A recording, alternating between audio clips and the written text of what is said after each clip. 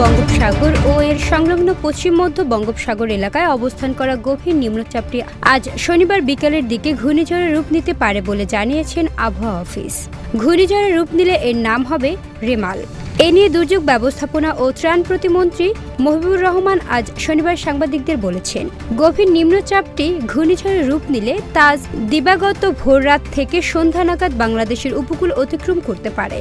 এতে সাতক্ষীরা থেকে কক্সবাজার পর্যন্ত পুরো এলাকা আক্রান্ত হতে পারে, প্লাবিত হতে পারে ব্যাপক এলাকা। প্রতিমন্ত্রী বলেন, আজ শনিবার রাত 12টার পর থেকে সিরিয়াস পর্যায়ে যেতে পারে। পরিস্থিতি মোকাবেলায় প্রস্তুত রয়েছে 4000 উপকূলীয় আশ্রয় কেন্দ্র। ওয়্যারলেসের মাধ্যমে সরাসরি 174টি মাঠ কার্যালয়কে সর্বোচ্চ প্রস্তুত থাকার নির্দেশ দেওয়া হয়েছে। ফায়ার সার্ভিস, সেনাবাহিনী, কোস্টগার্ডও প্রস্তুত থাকবে বলে দাবি করছেন প্রতিমন্ত্রী। তিনি বলেন, সব প্রস্তুতি সম্পূর্ণ।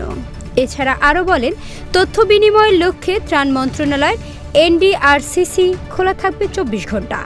এদিকে আজ শনিবার আবহাওয়া অধিদপ্তরের দেয়া বিশেষ বিজ্ঞপ্তিতে বলা হয়েছে, গভীর নিম্নচাপটি শনিবার সকাল 9টায় চট্টগ্রাম সমুদ্র বন্দর থেকে 565 কিলোমিটার দক্ষিণ পশ্চিমে, কক্সবাজার সমুদ্র বন্দর থেকে 495 কিলোমিটার দক্ষিণ পশ্চিমে, মোংলা সমুদ্র বন্দর থেকে 540 কিলোমিটার দক্ষিণে এবং পায়রা সমুদ্র বন্দর থেকে 490 কিলোমিটার দক্ষিণে অবস্থান করছিল।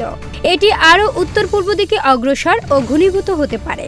বিজ্ঞপ্তিতে বলা হয়েছে, গভীর নিম্নচাপ কেন্দ্রে 48 কিলোমিটারের মধ্যে বাতাসের একটানা সর্বোচ্চ গতিবেগ ঘন্টায় 50 কিলোমিটার, যা দমকা অথবা ঝোড়ো হাওয়া আকারে 60 কিলোমিটার পর্যন্ত বৃদ্ধি পাচ্ছে।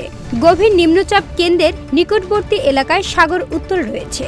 এই অবস্থায় চট্টগ্রাম, কক্সবাজার, মোংলা ও পায়রা সমুদ্র বন্দরকে 1 নম্বর দূরবর্তী সতর্ক সংকেত দেখিয়ে যেতে বলা হয়েছে। পাশাপাশি উত্তর বঙ্গোপসাগর ও গভীর সাগরে অবস্থান করা মাছ ধরার নৌকা ও ট্রলার সমূহকে পরবর্তী নির্দেশ না দেওয়া পর্যন্ত উপকূলের কাছাকাছি থেকে সাবধানে চলাচল করতে বলা হয়েছে।